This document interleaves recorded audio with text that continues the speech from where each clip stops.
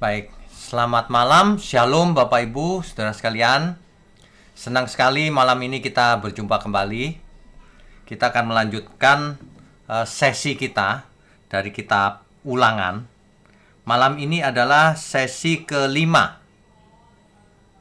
dengan tema khusus siapakah nabi yang akan datang itu, yaitu berdasarkan Ulangan pasal 18 ayat 15 dan ayat 18 sampai 19. Tapi sebelum itu mari kita tundukkan kepala, mari kita berdoa lebih dulu. Bapa di surga, dari hari berganti hari, minggu berganti minggu, dan tahun berganti tahun, biarlah kami menjalani umur hidup kami dengan belajar kebenaran. Dari waktu ke waktu, semakin hari semakin dewasa, semakin lengkap. Berkati setiap kami, agar kami boleh hidup tidak sia-sia, hidup untuk kemuliaan Tuhan. Bapa, mohon berkati gerejamu di tempat ini, mohon berkati online Bible Study ini, agar dari hari ke hari semakin banyak jiwa dimenangkan, semakin banyak anak-anakmu yang bergabung dan makin mengerti kebenaran. Pakai mulut hambamu untuk menyampaikan kebenaran ini. Hanya di dalam nama Tuhan Yesus kami berdoa dan mengucap syukur. Amin. Baik, jadi malam ini adalah sesi kelima seri kitab Ulangan. Siapakah nabi yang akan datang itu? Yang dinubuatkan dalam Ulangan pasal 18 ayatnya ke-15, ayatnya ke-18 sampai 19. Baik, kita lanjutkan dulu. Ya. Di Ulangan pasal 34 ayat 5 sampai 8 mengisahkan tentang matinya Musa. Lalu matilah Musa, hamba Tuhan itu, di sana, di mana itu? Di tanah Moab, sesuai dengan firman Tuhan. Dan dikuburkannyalah dia di suatu lembah di tanah Moab, di tentangan Bet Peor. Dan tidak ada orang yang tahu kuburnya sampai hari ini. Musa berumur 120 tahun ketika ia mati. Matanya belum kabur dan kekuatannya belum hilang. Artinya apa? Ia tidak menua, saudara. Matanya masih tidak rabun, kekuatannya masih belum hilang. Bahkan ia naik ke gunung berjalan kaki loh, saudara. Lututnya tidak sakit, umurnya 120 tahun. Ya. Orang Israel menangisi Musa di dataran Moab 30 hari lamanya. Maka berakhirlah hari-hari tangis perkabungan karena Musa itu. Foto di sebelah kiri ini adalah Gunung Nebo untuk mengingat akan Musa. Ada prasastinya di situ ya. Kita kalau tur ke Israel dibawa ke situ pasti. Oke, Musa adalah nabi terbesar di Perjanjian Lama. Itulah sebabnya bangsa Israel sangat menghormati Musa. Merupakan nabi yang terbesar. Meskipun Abraham disebut sebagai nabi di Kejadian 20 ayat 7, tetapi Abraham tidak bernubuat dan tidak menyampaikan firman Tuhan. Tidak seperti Musa. Kalau Musa adalah nabi yang pertama secara formal dan yang terbesar, karena diberi hukum Taurat oleh Tuhan, selalu berhadapan muka dengan Tuhan dan menyampaikan pesan Tuhan. Itu Musa. Ya. Sehingga dikenal dengan hukum Musa. Taurat itu dia kenal dengan hukum Musa. Bahkan dikenal sebagai agama Musa. Agama Yahudi atau Yudaisme itu agama Musa.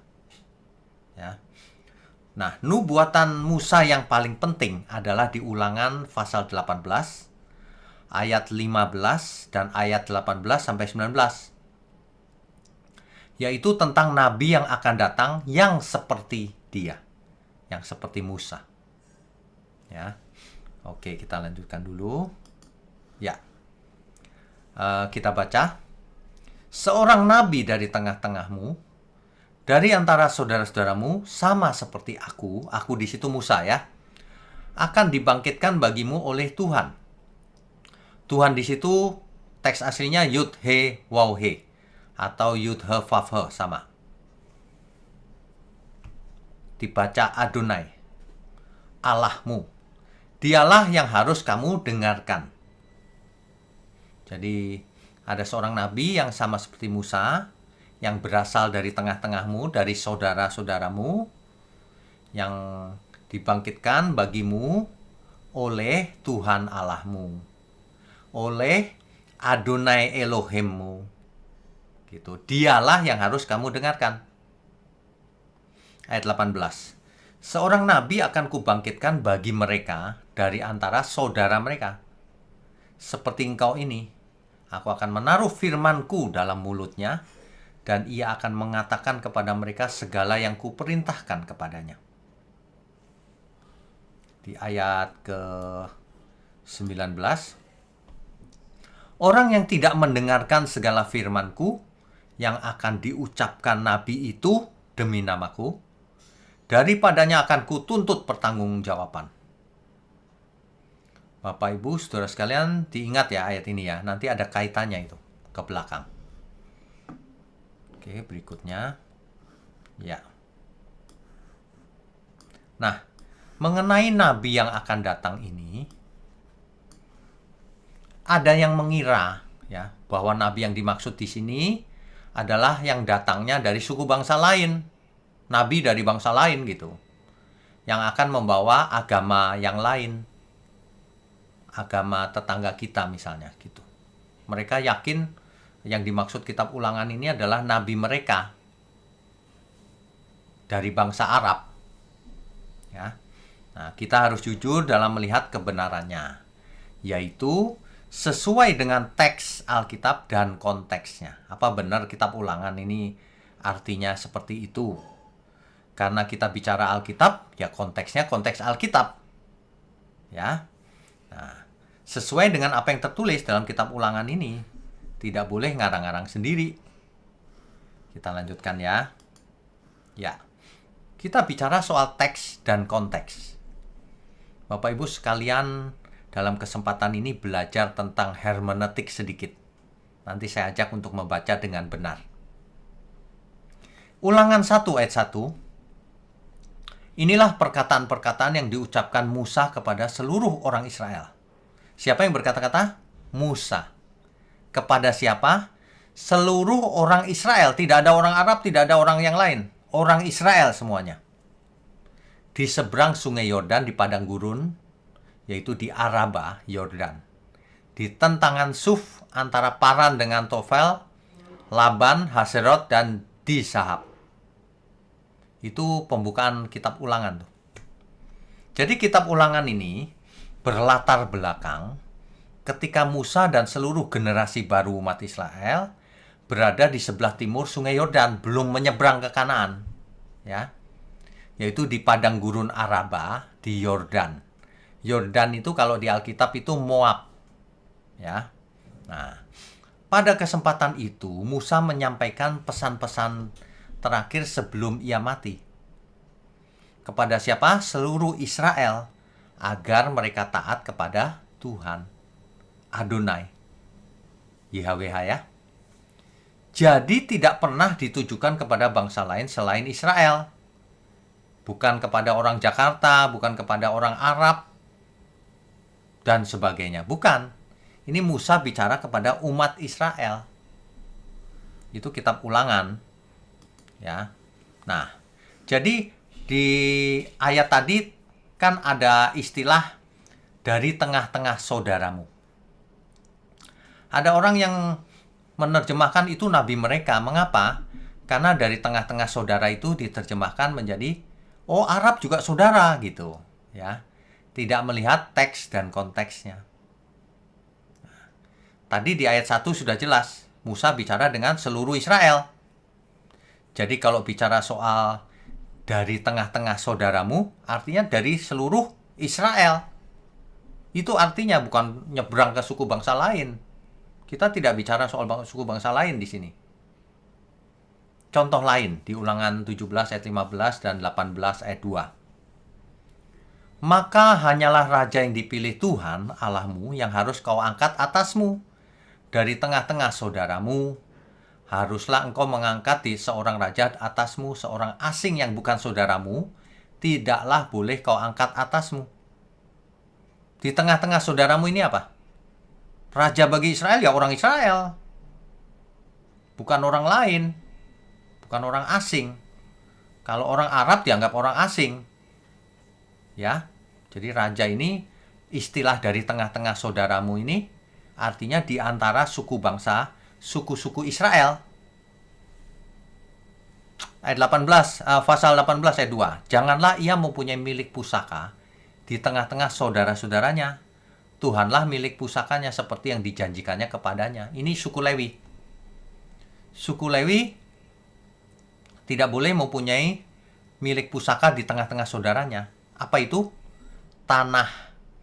Nanti ketika sampai di Kanaan, ke-12 suku mendapatkan masing-masing tanahnya. Tapi suku Lewi tidak mendapat bagian. Ya. Itu. Jadi istilah di tengah-tengah saudara-saudara itu pasti maksudnya ke-12 suku Israel. Bukan suku bangsa lain, nggak ada urusan. Ya, oke, kita lanjutkan. Ya. Di Ulangan 1 ayat 3 ini jelas sekali loh. Pada tanggal 1 bulan 11 tahun ke-40 berbicaralah Musa kepada orang Israel. Bayangkan nih, tahun ke-40. Jadi rupanya sudah 40 tahun berlalu sejak keluar dari Mesir. Ya. Nah, sesuai dengan segala yang diperintahkan Tuhan kepadanya demi mereka. Bapak Ibu harus tahu kalimat kata Tuhan di Alkitab kita yang hurufnya besar semua itu dalam teks asli itu tulisannya adalah Yud He Waw He atau Yud He Vav He. YHWH itu yang dibaca Adonai.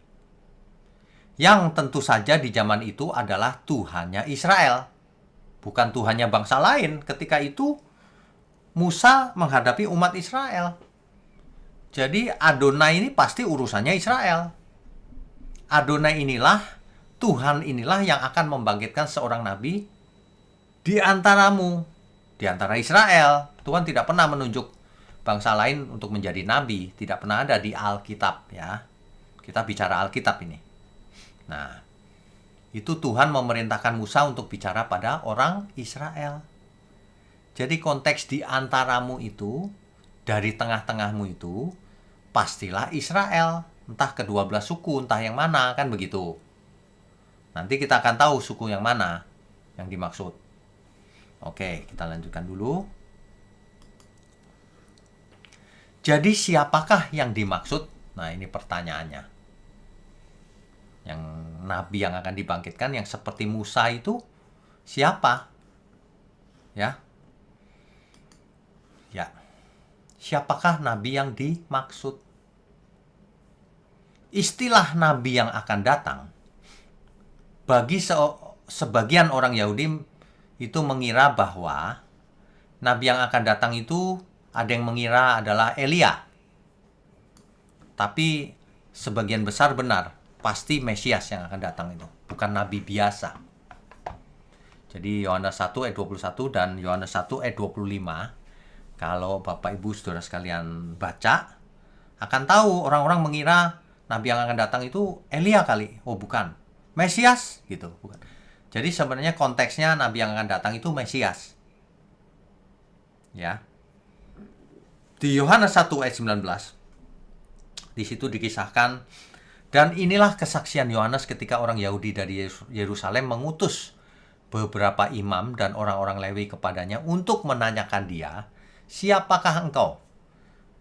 Yohanes Pembaptis ditanya, siapakah engkau? Lalu mereka bertanya kepadanya, kalau begitu siapakah engkau? Elia?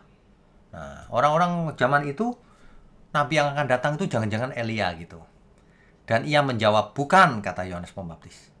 Engkaukah nabi yang akan datang? Dan ia menjawab, bukan. Mereka bertanya kepadanya. Katanya, mengapakah engkau membaptis jikalau engkau bukan Mesias, bukan Elia, dan bukan Nabi yang akan datang?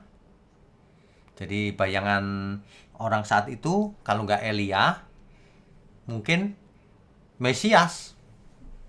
Tapi lebih mungkin Mesias, karena yang ditunggu-tunggu itu diharapkan Mesias. Ya, oke. Yesus pun mengakui bahwa dirinya lah yang dimaksud. Yohanes Pembaptis mengirim 2 orang muridnya untuk bertanya kepada Yesus. Lukas 7 ayat 18-23, nanti dibaca ya.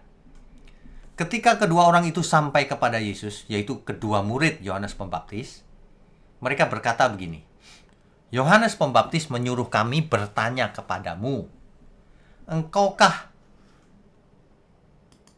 Engkaukah yang akan datang itu? Atau haruskah kami menantikan seorang yang lain? Dan Yesus menjawab mereka, pergilah dan katakanlah kepada Yohanes apa yang kamu lihat dan kamu dengar. Orang buta melihat, orang lumpuh berjalan, orang kusta menjadi tahir, orang tuli mendengar, orang mati dibangkitkan, dan kepada orang miskin diberitakan kabar baik. Kata-kata ini ya, Bapak Ibu harus mengerti. Inilah Mesias. Orang Yahudi mengerti kalimat ini. Kepada orang miskin diberitakan kabar baik. Orang Yahudi mengerti hal itu. Nah, ini konteksnya adalah Tuhan Yesus tidak menjawab dengan ya, tapi dengan bukti-bukti, fakta. Dan ayat 23-nya, dan berbahagialah orang yang tidak menjadi kecewa dan menolak aku. Begitu jawab Tuhan Yesus. Jadi Tuhan Yesus bicara, iya, aku yang akan datang itu. Nah. Ayat 26, jadi untuk apakah kamu pergi melihat nabi? Benar, dan aku berkata kepadamu bahwa lebih daripada nabi. Tuhan menekankan itu, bahwa yang kamu lihat nabi, benar. Tapi yang ini lebih dari nabi bahkan. Begitu. Dan kita tahu hari ini Tuhan Yesus ternyata mempunyai jabatan nabi, imam besar, dan sekaligus Tuhan. Mesias tentu saja. Yang diurapi Kristus. Ya. Nah, ayat 27. Karena tentang dia ada tertulis, lihatlah, aku menyuruh utusanku mendahului engkau. Ia akan mempersiapkan jalanmu di hadapanmu. Ini jelas sekali loh. Yohanes Pembaptis yang dimaksud, utusan yang mendahului Sang Mesias itu. Ya. Oke, kita lanjutkan lagi. Tuhan sendiri yang bicara begini. Yohanes 5 ayat 39. Kamu menyelidiki kitab-kitab suci, sebab kamu menyangka bahwa olehnya kamu mempunyai hidup yang kekal. Tetapi walaupun kitab-kitab suci itu memberi kesaksian tentang aku,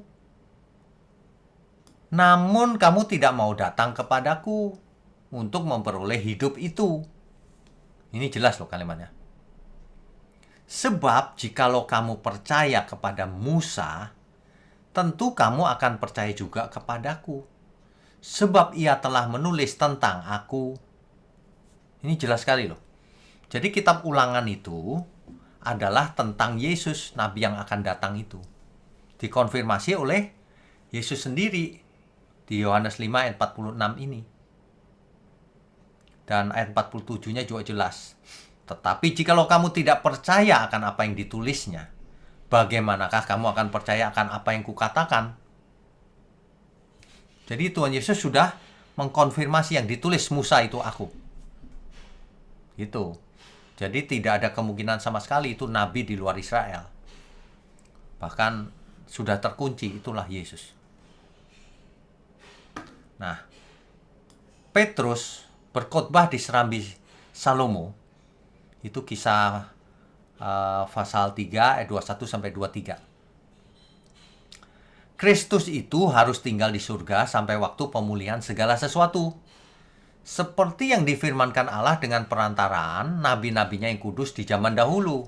Khotbahnya Petrus ini. Bukankah telah dikatakan Musa, Tuhan Allah akan membangkitkan bagimu seorang nabi dari antara saudara-saudaramu, sama seperti aku. Dengarkanlah dia dalam segala sesuatu yang akan dikatakannya kepadamu. Dan akan terjadi bahwa semua orang yang tidak mendengarkan nabi itu akan dibasmi dari umat kita. Ini kan kitab Ulangan sebenarnya. Ya. Nah, Petrus berkhotbah agar semua orang bertobat. Sebab nabi yang dijanjikan itu sudah datang, yaitu Kristus. Begitu. Oke, kita lanjutkan. Ya, jadi kalau ditanya di antara saudara-saudaramu, di tengah-tengahmu, itu yang dimaksud adalah di antara ke-12 suku Israel. Nah, tapi ada istilah lagi, nabi yang seperti aku, seperti Musa. Nah, ini persoalannya di situ. Nabi di Israel kan banyak. Tapi yang mana yang seperti Musa? Apakah benar Yesus? Apakah Tuhan Yesus mengkonfirmasi dirinya itu memang benar seperti Musa? Dalam hal apa seperti Musanya? Gitu. Nah, ini yang kita mesti bahas dengan jelas. Jadi ada 2 poin dulu. Nabi yang akan datang itu satu dari bangsa Israel. Kedua sama seperti Musa. Ya, siapa itu? Ya. Di pertemuan kita yang lalu waktu membahas kitab Bilangan, kita sudah pernah membahas hal ini sebenarnya. Kebenaran yang paralel antara Musa dan Yesus. Musa meninggikan ular tembaga di sebuah tiang yang disebut Nehustan. Nah, Yesus harus ditinggikan di tiang salib, sama seperti Musa meninggikan ular tembaga itu. Paralel. Jadi Yesus seperti apa yang dilakukan Musa. Ya. Di kitab Bilangan ada ular tedung yang mematikan.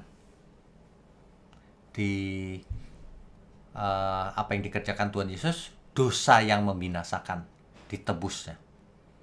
Kalau dahulu Nehustan atau tongkat ular itu yang menyelamatkan dari kematian karena gigitan ular tedung. Itu yang dilakukan oleh Musa. Nah, kalau Tuhan Yesus ditinggikan di tiang salib untuk menyelamatkan manusia dari maut karena dosa. Sama. Bahkan lebih, kata Tuhan Yesus. Ya. Oke. Tuhan mengizinkan ular-ular tedung menggigit. Sama. Tuhan mengizinkan kodrat dosa melekat pada manusia. Nah, yang memandang ular tembaga itu akan hidup karena meskipun digigit ular tedung. Nah, apa yang dilakukan Tuhan Yesus juga sama. Yang memandang Yesus akan selamat. Memandang bukan dengan mata ya maksudnya ya. Ikut imannya memandang Tuhan Yesus. Ya. Nah, kedua-duanya sama, memerlukan iman. Begitu. Di Ibrani 12 ayat 2 dikatakan gini. Marilah kita melakukannya dengan mata yang tertuju pada Yesus, yang memimpin kita dalam iman, dan yang membawa iman kita itu kepada kesempurnaan, yang dengan mengabaikan kehinaan tekun memikul salib, ganti sukacita yang disediakan bagi Dia, yang sekarang duduk di sebelah kanan tahta Allah. Jadi Yesus ini seorang nabi, bahkan lebih, karena Ia adalah Tuhan yang menjadi juru selamat kita semua. Ya, jadi kesamaan antara Musa dan Yesus itu terlihat. Bahkan bukan hanya sama, bahkan lebih, kata Tuhan Yesus. Oke, kita lanjutkan. Ya, ini tipologinya. Kesamaannya antara Musa dan Yesus.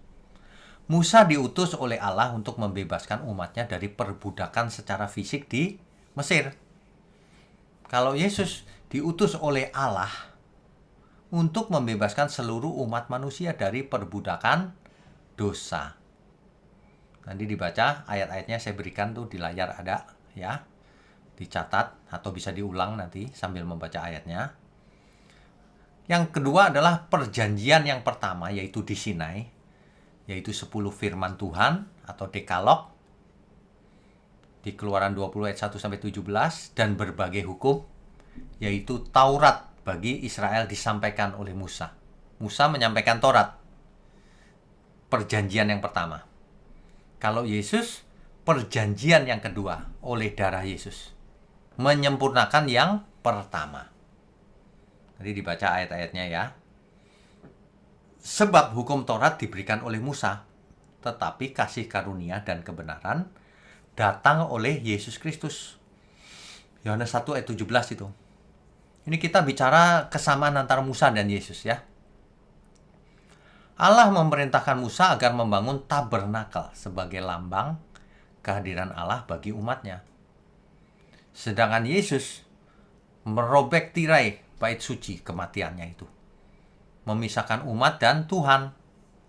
Dan mulai saat itulah bait Allah adalah tubuh orang percaya.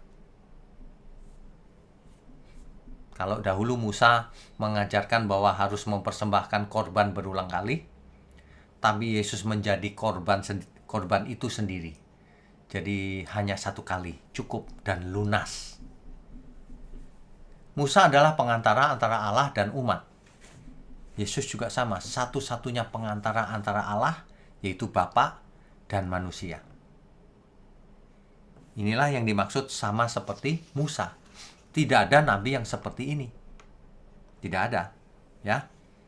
Di samping itu, Musa kan orang Israel dari suku Lewi. Yesus lahir dari Israel, dari suku Yehuda. Itulah yang dimaksud nabi di antara tengah-tengahmu itu. Suku bangsa Israel, tapi suku yang berbeda di antara. Ya. Ini jelas sekali. Dan kalau kita perhatikan ya, yang berjanji itu siapa sih? Kan Elohim, Adonai. Kalau kita bicara Adonai, YHWH, tidak pernah ke bangsa lain. Itu pasti bangsa Israel. Ya, oke. Nah, seperti Musa di sini, Musa kan seorang nabi. Yesus juga nabi. Sama. Matius 21 ayat 11 mengatakan Yesus itu nabi. Musa waktu bayi dibawa ke Mesir. Yesus juga sama, waktu bayi dibawa ke Mesir. Musa ketika masih bayi, Fir'aun memerintahkan pembunuhan bayi laki-laki di Israel, sehingga lari ke Mesir. Demikian juga waktu Yesus lahir, Herodes memerintahkan pembunuhan bayi laki-laki Israel, sehingga Yesus dibawa ke Mesir oleh orang tuanya, Yusuf dan Maria. Kisah-kisahnya ini sudah jelas. Kalau Musa di Keluaran 1 ayat 16 dan 22. Kalau Yesus, pembunuhan bayi laki-laki itu di Matius 2 ayat 16. Sama. Nanti juga kalau Musa kupanggil anakku dari Mesir. Maksudnya umat Israel dipanggil keluar dari Mesir. Nanti yang menunjuk Yesus juga sama. Kupanggil anakku dari Mesir. Nah, Yesus dari Mesir kembali lagi. Ya. Jelas ya Bapak Ibu, Saudara. Jadi tidak ada kemungkinan itu adalah nabi dari Arab atau dari bangsa lain lagi. Tidak mungkin. Ini sudah sangat jelas. Jangan membuat analogi itu begini. Kalau Musa kawin, Yesus tidak kawin, berarti nggak sama. Kok soal kawin? Soal yang penting di antara saudaramu itu apa yang penting? Itu. Musa memberikan Taurat. Yesus memberikan Taurat yang disempurnakan, yaitu hukum kasih karunia. Jelas banget ini. Ya.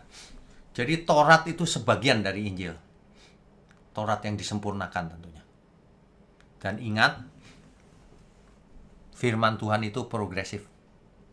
Ada hukum-hukum yang sudah disempurnakan diganti yang baru. Contoh sederhana. Misalnya hukum sunat.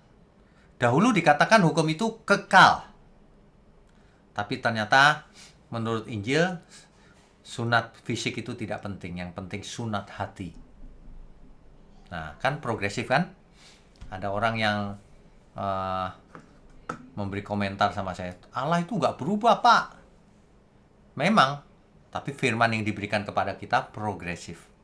Berubah. Makin sempurna. Akhirnya sampai yang paling sempurna, Tuhan Yesus. Amin ya semua ya. Oke. Jadi, Saudara, Nabi yang dinubuatkan itu pastilah Yesus. Tidak ada kemungkinan yang lain. Ya, tidak ada kemungkinan yang lain. Rabu depan, sesi ke-6, itu judulnya umat pilihan. Ya. Nah, mungkin sampai sesi 8 akan selesai kitab ulangan dan akan kita lanjutkan. Oke, kita bahas dulu apa yang sudah kita diskusikan, yang sudah saya paparkan barusan. Jadi Bapak Ibu sekalian, nanti Bapak Ibu bisa mengulang dan membaca ayatnya satu persatu. Sebab kalau ayatnya saya bacakan nanti waktunya habis. Justru Bapak Ibu harus mengerti intinya sehingga ayat bisa dibaca ulang nanti. Ya. Di antara tengah-tengahmu, ini Musa sedang bicara dengan seluruh bangsa Israel nih. Di antara tengah-tengahmu Tuhan akan bangkitkan seorang nabi yang seperti aku. Gitu. Di antara tengah-tengahmu itu lagi bicara sama Israel ya, orang Israel artinya, suku bangsa Israel. Jadi jangan dibelokkan menjadi suku bangsa Arab atau yang lain gitu, ya. Nah, di antaramu. Buktinya apa? Ternyata Musa dari suku Lewi. Yesus dari suku Yehuda. Suku bangsa Israel. Tuhan Yesus berkata, keselamatan datang dari bangsa Yahudi. Jelas itu. Itu adalah penggenapan nubuatan dari janji Allah kepada Abraham. Melalui keturunanmu, seluruh umat manusia akan mendapatkan berkat. Berkat keselamatan maksudnya. Anak Abraham ada Ishak, ada Ismail. Jelas Alkitab berkata, Ishak maksudnya. Yang kumaksud adalah Ishak. Gitu. Anak yang perjanjian itu adalah Ishak. Nah, kalau kita tahu Abraham, Ishak, Yakub, yaitu Israel artinya, gitu, ya. Amin ya, jelas loh. Dari antaramu, dari tengah-tengahmu itu Israel.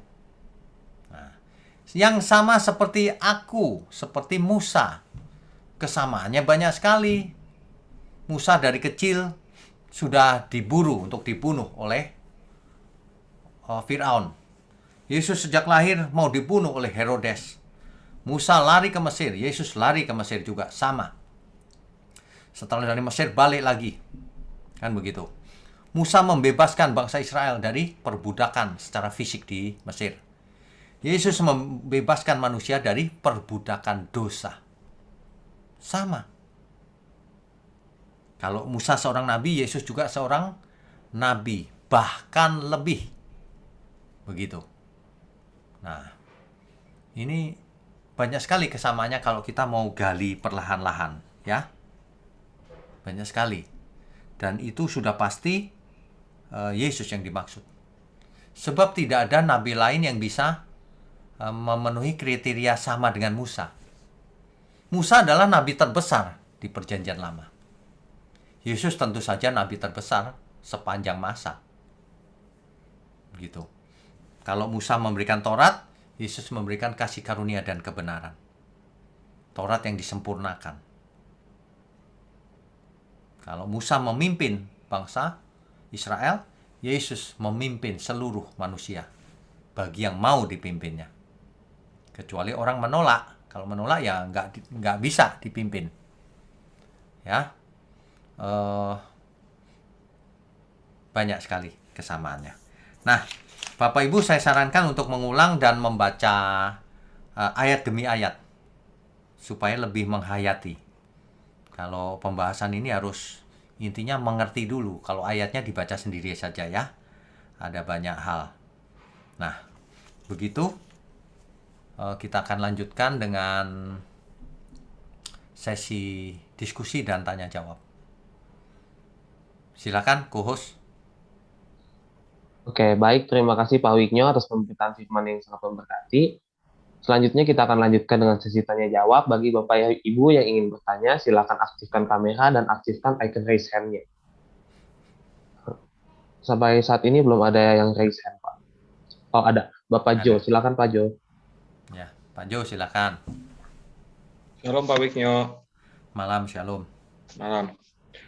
Ini udah tepat nih Pak. Bapak sudah garis bawahi nih, Nabi yang akan datang dalam konteks Mesias ya Pak. Ya, artinya yang kita bicarakan konteksnya malam hari ini ya. ya, Karena kami atau saya pribadi setidaknya selama ini kan berada dalam ruang pikir tuh, kalau dalam konteks pada saat Yesus ada, kenapa sih bangsa Yahudi tidak mengakui Yesus sebagai Mesias?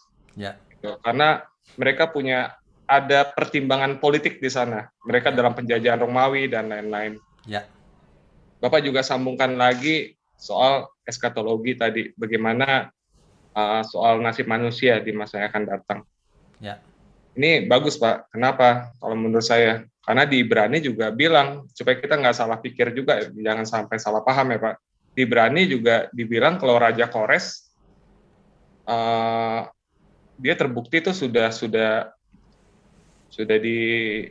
dia dalam pembuangan Babel, dia terbukti berjasa dalam pembangunan kembali Bait Allah, dia terbukti berjasa dalam kitab Ibrani disebutkan. Sementara Raja Kores Agung itu juga bukan orang Israel, tadi sudah terbantahkan dengan apa yang Bapak sampaikan tadi. ya, Sekarang saya mau tanya, Pak, kalau sekarang nih bangsa Yahudi sudah kuat, Pak, secara ekonomi di beberapa negara dikuasa mereka kuat, jumlahnya kecil tapi kuat, sangat sejahtera sekali. Apa yang jadi kerinduan mereka, Pak? Negara mereka sudah punya, sudah merdeka saat ini, Pak ya. Karena kalau dalam konteks iman Kristen, saya pikir buat saya sudah terjawab lah gitu. Tapi untuk mereka, karena sampai saat ini kan mereka lagi menanti-nantikan. ya, Sementara kan sudah pernah datang begitu, Pak. ya. Jadi kerinduan mereka saat ini apa sih, Pak, sebetulnya? Oke, baik. Bangsa Yahudi ini. Terima kasih, Jadi- Pak, Tuhan berkati. Ya, jadi kalau kita bicara Israel, itu ada beberapa kelompok. Israel tidak semuanya rohani juga, ada yang sekuler. Kemudian ada yang Yudaisme. Yudaisme itu agama Musa, hanya mengakui perjanjian lama, perjanjian baru tidak diakui. Nah, itu akibatnya mereka tidak percaya Tuhan Yesus sudah pasti, karena perjanjian baru mereka nggak anggap sebagai kitab suci. Oke. Mengapa dia dahulu pun ditolak Tuhan Yesus? Karena mereka yaitu situasi politik itu dalam penjajahan, ya mereka mengharapkan bahwa Sang Mesias itu bisa menjadi pahlawan yang membebaskan mereka dari penjajahan Romawi. Oke. Jadi mereka mengharapkan Sang Mesias itu membangun kerajaan di bumi seperti zamannya Daud atau Salomo. Oke. Hal itu terbukti ketika Tuhan Yesus akan naik ke surga, para murid masih bertanya, kapan kau pulihkan kerajaan Israel? Nah, artinya semua orang sedang mengharapkan itu. Oke. Tuh ya. Jadi tadi apa lagi tadi? Kerinduan mereka saat ini apa nih, Pak? Oh, ya. Mereka kan sudah Nah. jadi negara merdeka nih. Ya, Sudah sejahtera. ya. Nah, Jadi, jadi apa? sebagian sekuler, sebagian masih Yudaisme. Nah, yang Yudaisme ini menantikan Mesias Oke. yang memimpin mereka. Tapi sebagian lagi sudah mulai percaya Tuhan Yesus. Oke. Yaitu- Jadi terpecah nih, Pak ya. Pecah ya. Tapi masih rukun, cuma pecah aliran aja ya. Nah, yang percaya Tuhan Yesus ini disebut itu mesianik. Mesianik. Oke. Mesianik. Sebagian mereka nggak mau disebut Kristen, tapi mesianik gitu. Mesianik. Karena Kristen ini berbau barat teologinya, Oke. nggak sesuai dengan Alkitab menurut mereka. Nah, gitu. Nah, sedangkan ya ada 3 macam itu. Itulah yang mereka rindukan sebenarnya. Mesias akan datang. Begitu. Baik. Jadi saat ini mereka masih ada sebagian golongan dari bangsa Yahudi ini yang masih merindukan Mesias sampai hari ini, Pak ya. Iya, betul. Yang menjadikan alasan mereka tidak atau belum percaya sama Tuhan Yesus. Iya, benar. Baik, Pak. Betul. Terima kasih, Pak. Tuhan berkati. Tuhan berkati. Oke. Baik, selanjutnya ada Bapak Togap Tambunan. Silakan Pak Togap. Silakan, Selamat Pak. malam, shalom Pak. Shalom. Ya, saya baru bergabung, terima kasih. Selamat bergabung, Pak.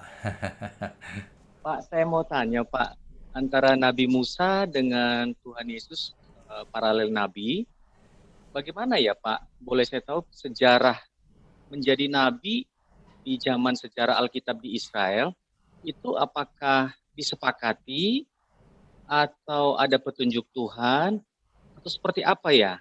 Kalau Tuhan Yesus kan jelas itu sudah dinubuatkan dengan Oke, berbagai baik. Tapi Nabi Musa sendiri atau nabi-nabi lainnya bagaimana proses mereka dinyatakan sebagai nabi? Terima kasih Pak. Oke, baik.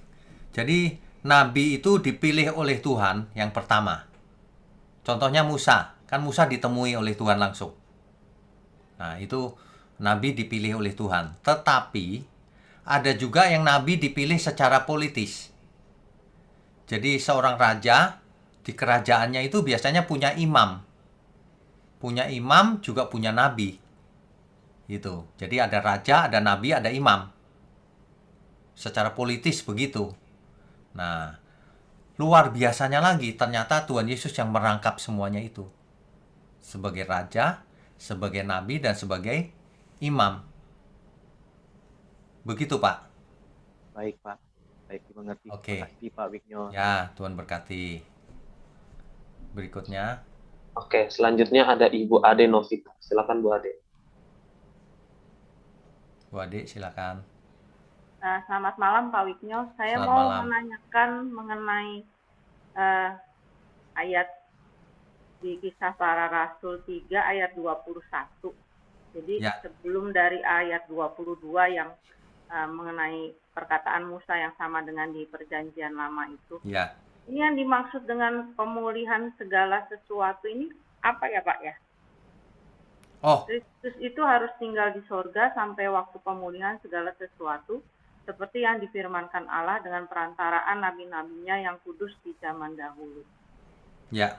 Ya. Ini harus dibaca dari ayat-ayat sebelumnya, Bu, supaya bisa menangkap konteks dekatnya. Ya. Jadi kalau membaca nggak bisa satu ayat, tapi sebelum-sebelumnya gitu. Kalau kita lihat ini sebelumnya kan begini. Karena itu sadarlah dan bertobatlah supaya dosamu dihapuskan, ayat 19-nya. 20-nya agar Tuhan mendatangkan waktu kelegaan dan mengutus Yesus yang dari semula diuntukkan bagimu sebagai Kristus. Nah, Kristus itu harus tinggal di surga sampai waktu pemulihan segala sesuatu. Seperti yang difirmankan Allah dengan perantaraan nabi-nabinya yang kudus di zaman dahulu. Artinya, Kristus itu ada di surga sampai waktunya dia harus datang ke dunia. Seperti yang difirmankan Allah dengan perantaraan nabi-nabinya yang kudus. Kan gitu. Kalau diteruskan kan itu kitab Ulangan yang dikatakan Musa itu. Dan ayat 23-nya juga masih ulangan juga itu. Dan akan terjadi bahwa semua orang yang tidak mendengarkan nabi itu akan dibasmi dari umat kita. Gitu. Jadi pemulihan segala sesuatu ini bukan berarti keadaan dunia baik semua gitu, bukan ya Pak? Oh bukan, ini bicara soal keselamatan, Bu. Selalu Alkitab itu konteksnya keselamatan, bukan kemakmuran di bumi ini, bukan. Iya. Selalu Tapi, keselamatan. Maksud saya pada saat Tuhan Yesus turun ke bumi itu kan manusia juga memang maksudnya masih berdosa gitu. Betul. Tapi Iya, betul, Bu. itu bukan pulih dong Pak kalau gitu. Maksudnya sebenarnya begini. Tuhan datang itu menyediakan solusi. Oh. Maksudnya itu kalimat sederhananya. Ya Pak. Gitu, Bu. Ini kadang juga, Ini kan sebenarnya khotbahnya Petrus ya, Bu. ya Petrus sedang berkhotbah bahwa Allah Abraham, Ishak dan Yakub dan seterusnya itu telah memuliakan hambanya yaitu Yesus. Jadi Allah Abraham, Ishak dan Yakub itu memuliakan Yesus yang kamu serahkan dan kamu tolak itu. Dia datang tapi kamu malah bunuh, gitu Petrus bilang. Dan seterusnya itu gitu. ya Pak. Ini kadang juga ayat ini dipakai untuk itu ya Pak ya, apa namanya? Tentang akhir zaman gitu. Jadi pemulihan segala sesuatu, nanti Kristus baru datang kedua kalinya. Oh iya bisa juga. Kalau Tuhan datang keselamatan artinya. Tapi Tuhan datang bukan mau menyelamatkan loh, Bu, mau menghukum dunia. Orang percaya yang diangkat bersama Tuhan, bersamanya di langit baru, bumi baru selama-lamanya. Gitu. Ya, Pak. Baik Pak. Ya. Oke, Tuhan berkati. Berikutnya. Oke, selanjutnya ada Bapak Gustiawan Andreas. Silakan Pak Gustiawan. Ya, terima kasih. Pak Wicca mau bertanya ya. Ya. Di zaman Musa itu, apakah yang menjalankan hukum hukum Taurat itu diselamatkan nggak Pak? Oke, ini mengerti. Di zaman itu, orang kan tidak percaya, bukan tidak percaya, belum mendengar bahwa Yesus bisa berinkarnasi. Kan belum pernah mendengar tuh Pak. Jadi tidak boleh dihakimi, oh nggak percaya Yesus nih, nggak boleh. Jadi dihakimi menurut apa? Menurut Taurat. Yang menjalankan hukum Taurat diselamatkan ya Pak ya? Ya, betul. Yang melakukan hukum Taurat, dia dibenarkan. Nah, kalau mereka zaman sekarang ini yang agama Yudaisme itu Pak, mereka tapi menjalankan hukum Taurat Pak, Nah, diselamatkan nggak? Nah, ini pertanyaan sulit, Pak. Sebab begini, mereka nggak percaya itu bukan karena jahat mau menolak Tuhan Yesus, bukan. Karena mereka nggak nemu, Pak, itunya. Dia lihat perjanjian baru kok nggak sesuai ya sama perjanjian lama gitu. Salah mengerti. Nah, kalau salah mengerti itu, nuraninya akan, Tuhan tahu persis, Pak, orang ini jahat atau enggak sebenarnya. Menolak Tuhan atau enggak. Sebab mereka merasa membela juga Adonai. Kan mereka percaya sama Adonai. Allahnya Abraham, Ishak, dan Yakub. Betul nggak? Iya. Nah, jadi nanti Tuhan yang akan hakimi. Tuhan tahu hati setiap orang. Tapi Alkitab mencatat, bagi orang yang memiliki Taurat, hukuman hak penghakimannya oleh Taurat. Iya. Gitu. Jadi, tapi kalau orang jahat, biar punya Taurat, biar punya Injil, tetap tetap binasa, Pak. Ya kan? Iya. Ya. Oke, Begitu, Pak. terima kasih Pak. Oke, Tuhan berkati. Tuhan berkati. Ya, berikutnya. Selanjutnya ada Ibu Meika. Monggo, silakan Bu. Ya, shalom. Shalom, Bu. Ya, luar biasa ya tadi tipologi mengenai Musa dan Yesus yang diutus Tuhan ya, dan Ya. kriteria untuk menjadi utusan Tuhan sebagai nabi. Ya. Nah, ini Pak yang menjadi pertanyaan saya. Ketika Yesus diutus sebagai nabi, dia menyempurnakan. Nah, pertanyaan saya, apakah waktu tugas dan pekerjaan Nabi Musa pada waktu itu memang belum pada titik kesempurnaan begitu ya, Pak? Oke, itu pertanyaannya ya, Bu. Ya. Ya. Musa diberi Taurat itu hanya untuk sementara, Bu. Nah, perjanjian yang pertama di Sinai itu tidak bisa membawa kepada kesempurnaan. Perjanjian kedua yang bisa menyempurnakan, yaitu darah Yesus. Kasih karunia dan kebenaran. Itu tertulis secara eksplisit di Alkitab, Bu. Bahwa perjanjian yang pertama, itu kalau sudah mendekati usang, ada yang lebih baru, yaitu perjanjian yang kedua. Gitu. Bahwa Taurat diberikan untuk sementara, sampai yang dijanjikan itu datang. Jadi Taurat itu memang hanya sementara diberikan. Jadi tidak menyempurnakan.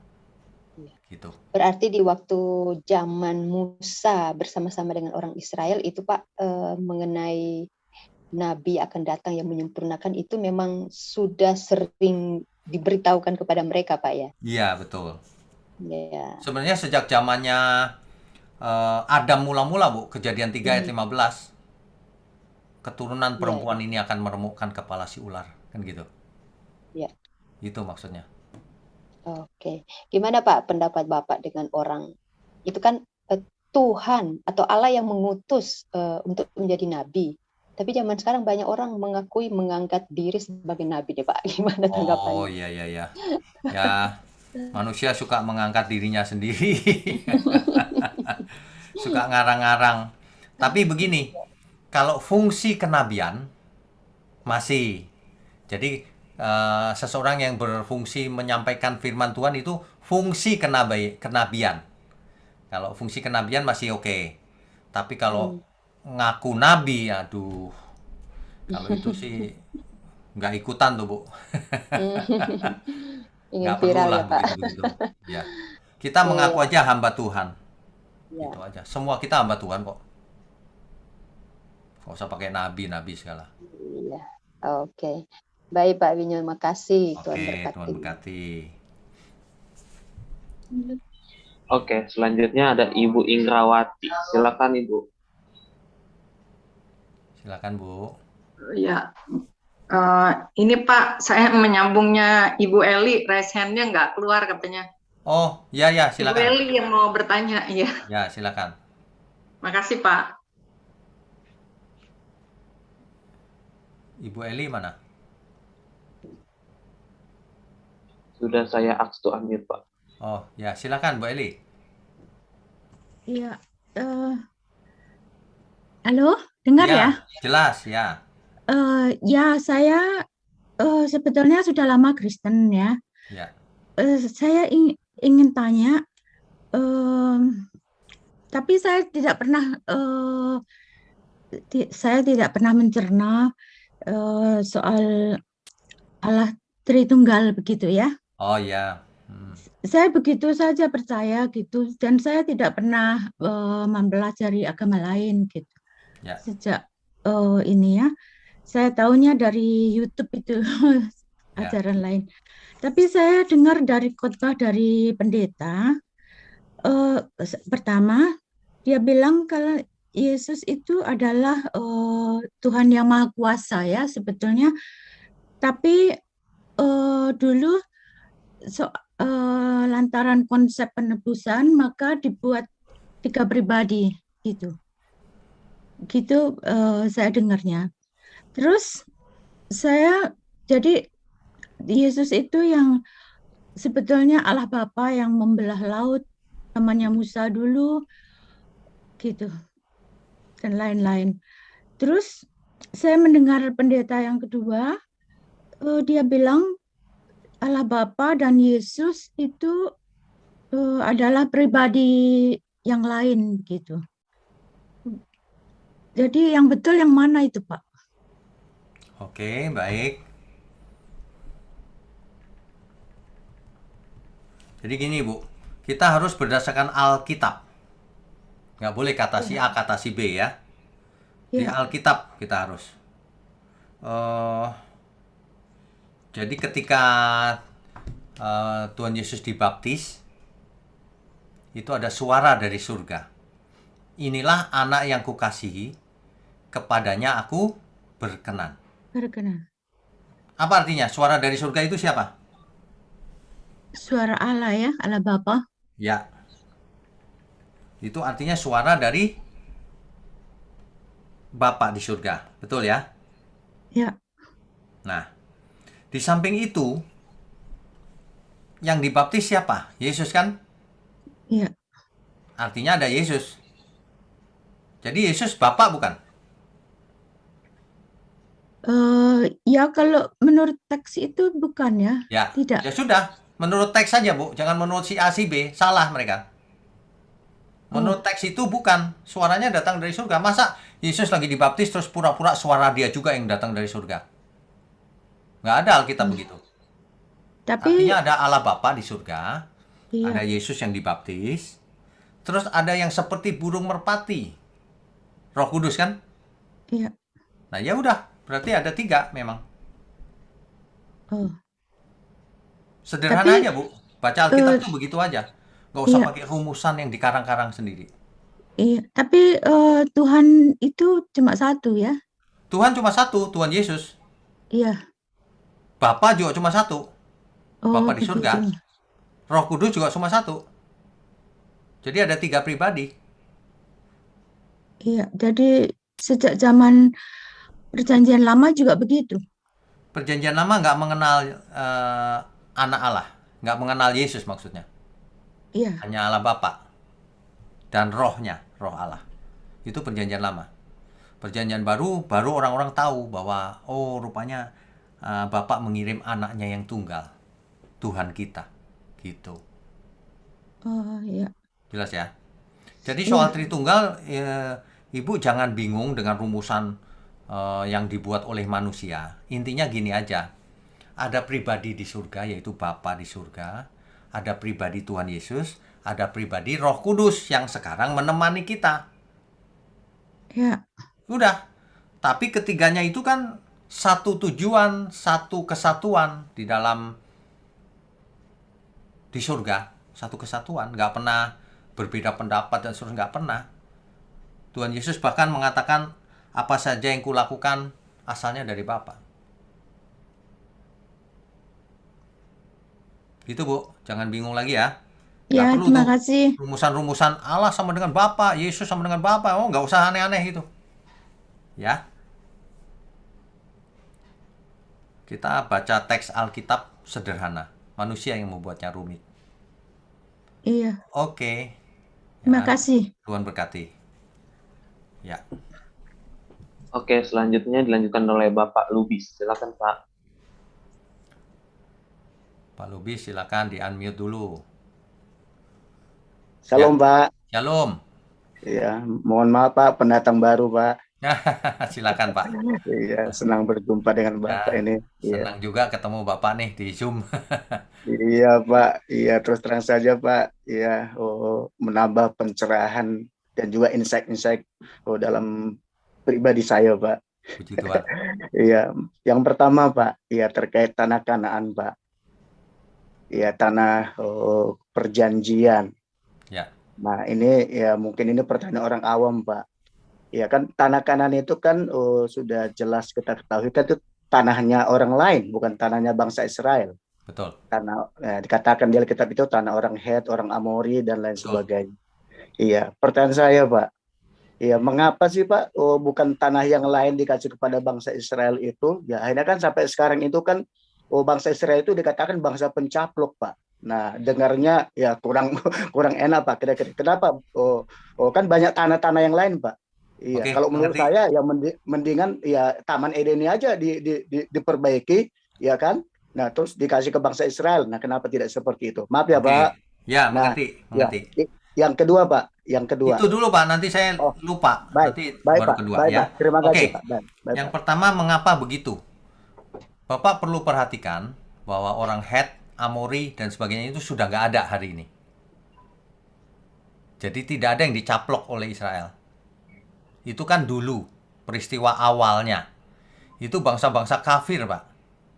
Jadi Tuhan memerintahkan itu kenapa? Karena bangsa kafir itu kebangetan. Menyembah berhala, menghina Tuhan dan sebagainya harus dimusnahkan. Diganti dengan umat pilihan. Nah, setelah itu tidak pernah Israel mencaplok lagi manapun. Karena nggak ada perintah Tuhan. Jadi hari ini Israel mencaplok siapa? Saya nggak ngerti juga. Nggak ada. Nggak ada, Pak. Kita mesti berdasarkan fakta historis, sejarah. Begitu, Pak Lubis. Jadi nggak ada yang dicaplok oleh Israel. Nggak ada. Ya, kalau menurut saya kan Pak, ya lebih bagus Taman Eden Pak diberikan Pak daripada tanah Kanaan menurut saya Pak. Ya ini rencana Tuhan memang. Nah, Tuhan yang punya Pak, terserah Tuhan keputusannya seperti apa. Kalau Tuhan mau melenyapkan bangsa Amalek, itu kan Tuhan juga yang minta. Harus dilenyapkan dari muka bumi, kan gitu. Nah, waktu itu Amori, Het dan sebagainya juga lenyap, hari ini nggak ada. Jadi setelah itu nggak ada caplok-mencaplok. Siapa mencaplok siapa? Nggak ada. Begitu, Pak. Baik Pak, baik Pak. Oke. Terima kasih Pak. Yang kedua ya Pak. Ya, yang kedua. Pak. Iya, terkait tema hari ini luar biasa Pak. Jadi kalau menurut paman saya, sebenarnya Tuhan Yesus itu sudah ada di perjanjian lama. Nah, cuma dia tidak munculkan secara fisik kan kira-kira gitu Pak. Nah, baru kemudian kan Nabi Musa ini kan nabi yang sangat diagungkan, nabi besar bagi bangsa Israel. Kalau menurut saya Pak, loh, nabinya sendiri sudah berkata kok, ya kan? Kenapa mereka tidak percayai? Iya kan? Padahal nabi itu sangat disanjung gitu loh. Jadi saya heran Pak, loh, sama Musa saja mereka percaya, tapi kenapa sama omongannya tidak percaya kan? Kira-kira gitu Pak. Iya, ya. Oke, jadi begini, mereka percaya pada omongan Musa, tapi mereka nggak percaya itu Yesus, gitu loh. Kan Musa nggak bilang itu Yesus, Nabi yang akan datang, kan gitu. Masalahnya di situ, Pak. Jadi mereka sangat menghormati Musa, sangat mendengar Musa, tahu akan ada Nabi, tapi bukan yang ini, gitu. Begitu. Nah, kalau Kristus sudah ada di perjanjian lama, ya sudah pasti ada. Iya, Karena iya, yang iya. menjumpai Abraham, yang menjumpai Hagar, itu Iya. bukan Allah Bapa. Itu pasti Yesus yang diutus oleh Bapa. Cuma Yes. belum inkarnasi menjadi manusia biasa gitu. Itu aja. Maka mereka tidak percaya, Pak. Iya, karena mereka nggak percaya. Bukan mereka tidak percaya pada Musa, bukan. Iya, Mereka iya, iya, percaya iya. nubuatan itu, cuma nggak percaya itu Yesus gitu. Oh, gitu ya, Pak. Iya, Iya, iya. Oke, Pak. Yang terakhir, Pak. ya. Iya. Oh, 12 suku bangsa Israel itu sampai sekarang masih adakah, Pak? Waduh, ini yang sulit dijawab nih. Ketika pembuangan ya Pak, ketika setelah Salomo, Israel kan pecah Pak, Israel Utara, Israel Selatan, Iya. ya kan? 10 suku nggak balik lagi loh Pak. Yang balik dari Babel itu cuma 2 suku. Jadi kalau seluruh suku saya nggak yakin hari ini ada. Yang balik ke Israel waktu itu hanya 2 suku tuh, waktu itu ya, gitu. Kan dibuang tuh ke Babel dan ke Asyur. Nah, yang ke Iya, Asyur Pak. itu kelihatannya nggak balik tuh, Pak. Begitu. Oh, gitu ya, Pak. Iya. Baik, Nanti Pak. Baik, Pak. nanti ketika kita sampai ke kisah itu lebih jelas lagi nanti. Kan ini setelah ini kitab Yosua. Nah, masih terus tuh, Pak. Nanti sampai pada hal itu. Kita akan bahas lebih detail tentang pecahnya kerajaan Israel dan pembuangan ke Asyur, ke utara dan ke Babel di selatan kerajaannya. Iya. Tepatnya itu suku Yehuda sama satu lagi suku Benyamin kalau nggak apa? salah ya. Suku Benyamin ya, Pak. Kalau nggak salah. Ya. Baik, Pak. Baik, Pak. Hmm. Baik, Pak. Terima kasih, Pak. Terima kasih Oke, banyak, Pak. Tuhan berkati. Amin, amin. Berikutnya, Oke, selanjutnya dilanjutkan oleh Ibu Lina. Silakan, Bu. Bu Lina, silakan. Ya, malam Pak Wiknyo. Selamat malam. Tadi cuman ini aja Pak, mau nanya yang tadi kisah para rasul 3 itu, Ya, ayat 21 khususnya. Berarti bisa dibilang surga itu sudah ada tapi nggak terbuka untuk umum ya Pak? Belum terbuka untuk umum ya? oh, begini. Kalau kita bicara surga, apa sih surga itu? Nah, banyak orang salah mengerti. Orang berpikir surga itu suatu ruangan, ya. Udah, itu doang gitu. Padahal surga itu tak terbatas. Nggak bisa dibilang ruang. Tak terbatas. Penuh misteri juga. Surganya Allah Bapa, wah sejak dulu ada, nggak jelas. Misteri. Iya kan? Yang Yesus bersama Allah Bapa sejak dulu di surga kan itu. Tapi surganya manusia tentu beda. Nggak ngumpul dengan Allah Bapa, enggak. Surganya manusia apa? Yang disebut oleh Alkitab langit yang baru dan bumi yang baru. Kitab Yesaya berkata begini, sesungguhnya Dia menciptakan langit yang baru dan bumi yang baru. Nah, itu untuk manusia itu. Ya, itu yang saya maksudkan itu. Tapi maksudnya itu kan belum terbuka untuk umum, yang artinya kan ada banyak Pak orang yang bilang saya baru pergi ke surga terus balik lagi ke bumi gitu. Nah, itu yang maksud saya Pak. Mengerti. Kalau saya sudah ke surga itu kayaknya ya. Kalau saya sudah ke surga itu rasanya enggak tuh, Bu. Tapi kalau saya diberi penglihatan tentang surga, itu ya mungkin. Tapi kalau saya dibawa ke surga, dia salah ngomong atau dia bohong? Tapi kalau diberi penglihatan soal surga, ya. Berarti kalau kita mengatakan secara terus terang, kalau ada orang yang berkata, saya baru dari surga atau pergi ke surga begitu, kita nggak salah ya Pak kalau kita bilang itu bohong ya? Jangan ngomong bohong juga, bilang aja gini, maksudmu pergi itu bagaimana, naik apa, bagaimana caranya, yang kamu maksud tuh mimpi, atau kamu melihat di alam roh, atau apa, yang jelas ngomongnya, atau dibawa terbang, gitu, ya. Harus jelas Bu, tapi jangan ngomong bohong lah, marah nanti orangnya. Aku pengen tahu dong kamu ke surga itu bagaimana caranya gitu. Kan kita kan nggak bisa langsung nanya ke orangnya tersebut, Pak. Tapi kan banyak orang yang akhirnya percaya akan statement-statement yang seperti itu loh, Pak. Gitu Oh ya, maksud. risiko ditanggung penumpang kalau percaya sembarangan. Iya sih, memang benar, Pak. Ibu jangan percaya sembarangan. Di dunia ini Saya sih banyak nggak, pembohong. saya sih nggak pernah percaya yang kayak gitu-gitu, Pak. Ya Karena udah, bagi nggak saya, perlu. surga itu bukan tempat seperti. Jadi kita nggak bisa bilang ya, Pak, yang dimaksud Bapak tadi dengan langit baru dan bumi baru, kita nggak bisa bilang memang sudah ada tapi belum terbuka untuk umum gitu, nggak bisa ya, Pak? Nggak bisa pakai kalimat itu, Bu. Itu hanya akan dihuni nanti ketika Tuhan Yesus datang kembali menjemput kita semua. Baru dibawa ke sana. Iya, maksud saya seperti ini, Pak. Kan misalnya ada mall tuh kan, Pak. Misalnya nih pemisalan. Kan Ya. ada sebuah mall sudah siap sedia semuanya gitu. Jadi terus ada tapi belum ada pengguntingan pita untuk masuk ke dalamnya. Artinya kan mall itu sudah ada dan sudah tersedia segala sesuatunya. Tapi karena belum ada peresmiannya untuk dibuka untuk umum, jadi orang-orang walaupun mungkin orang tahu pemiliknya siapa atau bagaimana, orang-orang tersebut belum bisa masuk. Itu maksud saya, Ya. Pak, penggambarannya. Ya, jadi ketika zamannya Yesaya, langit yang baru dan bumi yang baru itu belum ada. Kan sesungguhnya dia menciptakan, kan begitu ya.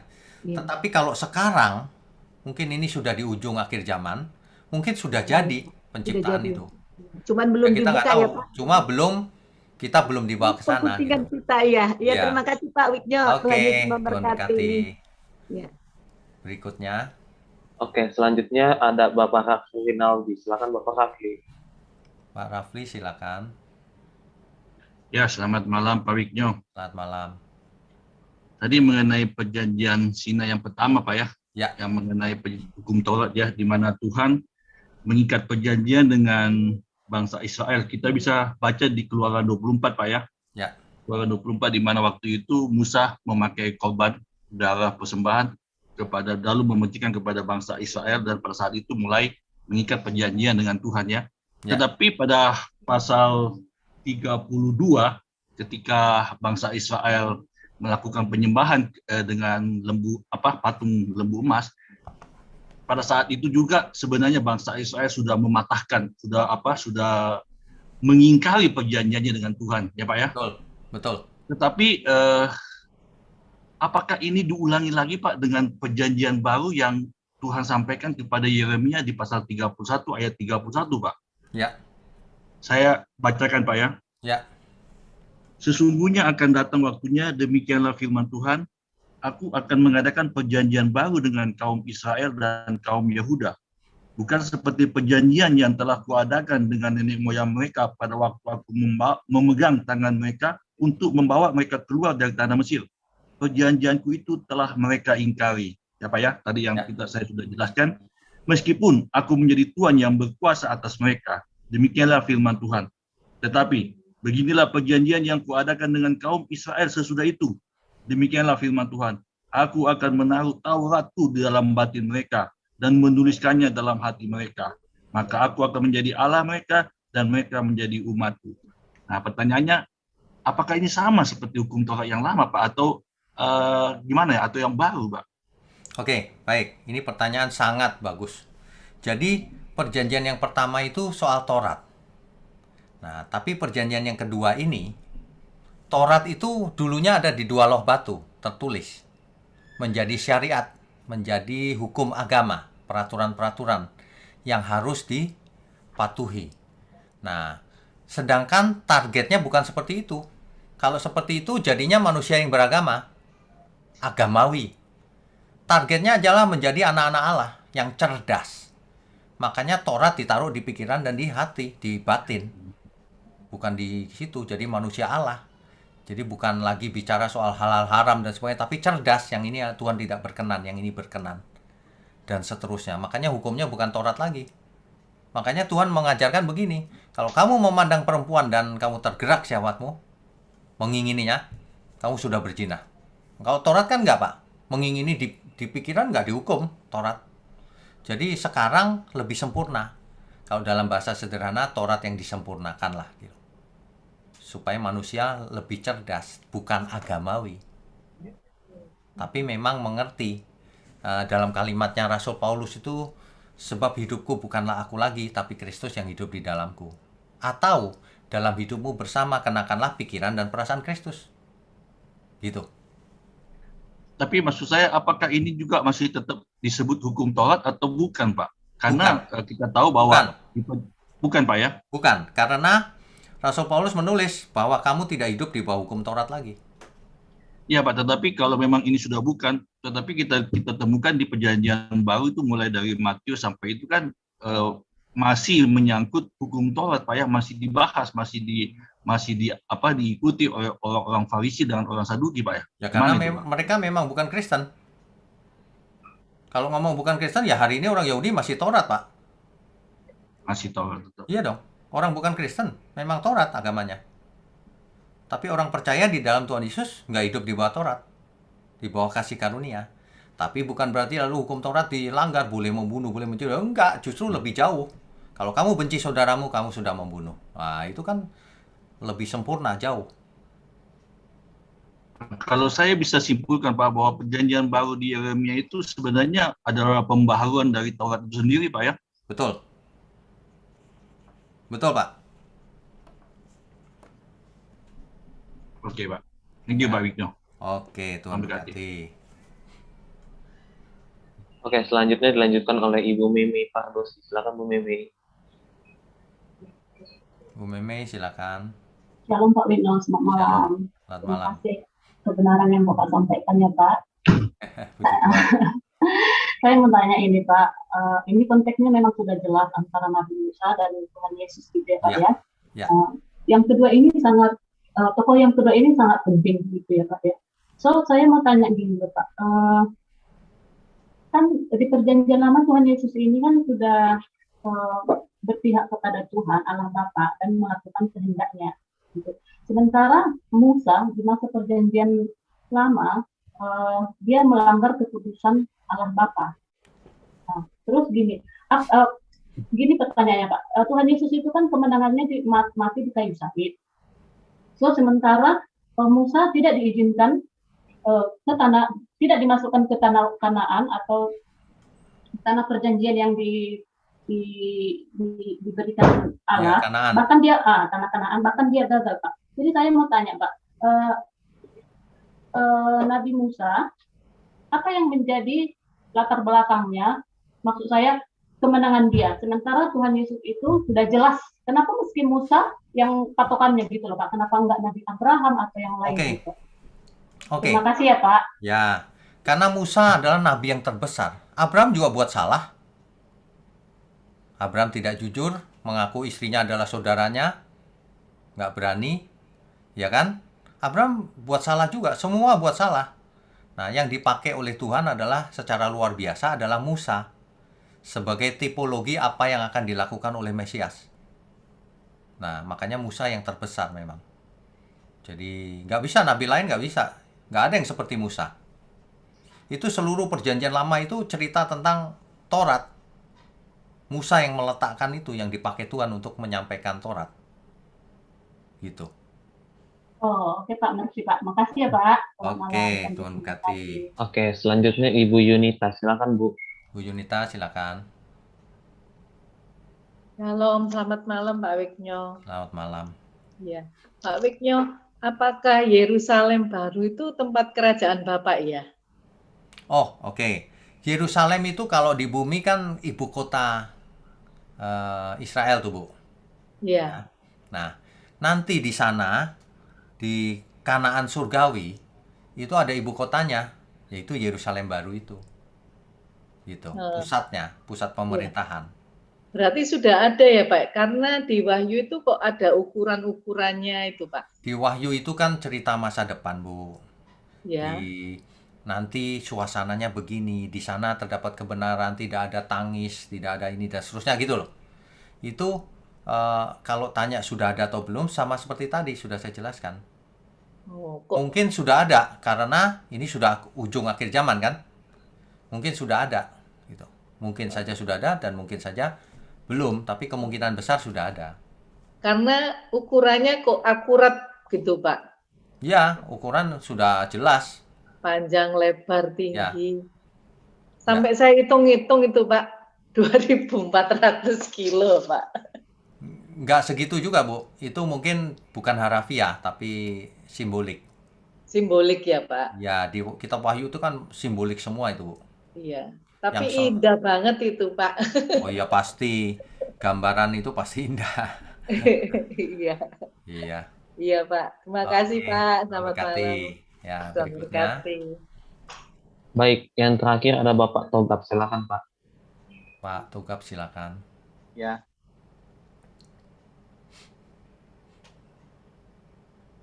Di unmute dulu, Pak.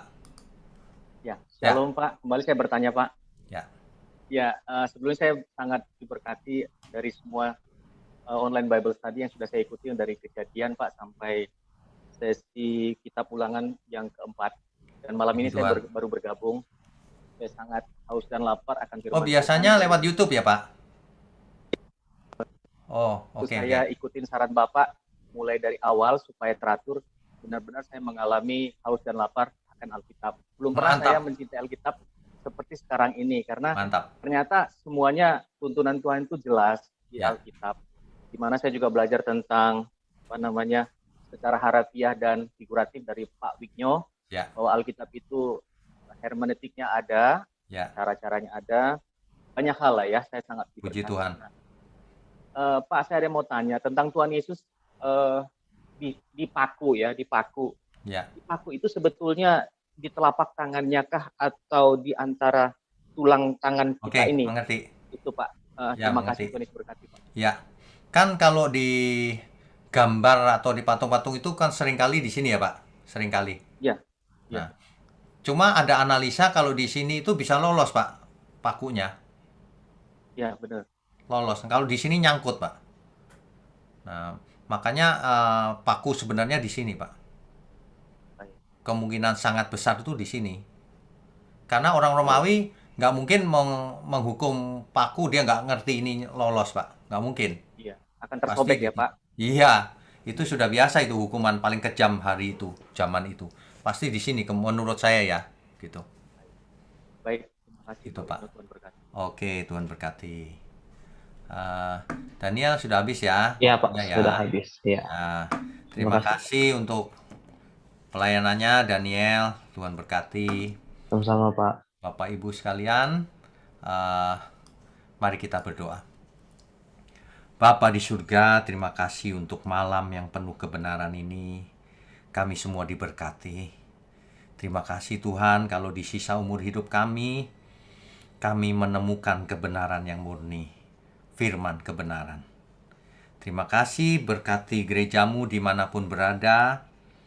Berkati online Bible Study ini agar semakin banyak orang yang mendengar dan mengerti untuk memuliakan Engkau. Terima kasih Tuhan untuk tangan-tangan yang mendukung. Kau berkati seluruh keluarganya juga untuk semua kami. Berkati kami dengan berkat jasmani, berkat rohani, sehat, umur panjang untuk kemuliaan Tuhan. Terima kasih Bapa, hanya di dalam nama Tuhan Yesus Kristus kami berdoa dan mengucap syukur. Haleluya. Amin. Saudara sekalian, bicara soal kebenaran, setiap orang merasa benar. Makanya semua kecap dinomor satukan. Ada orang yang mengatakan saya paling benar, ini paling benar, itu paling benar.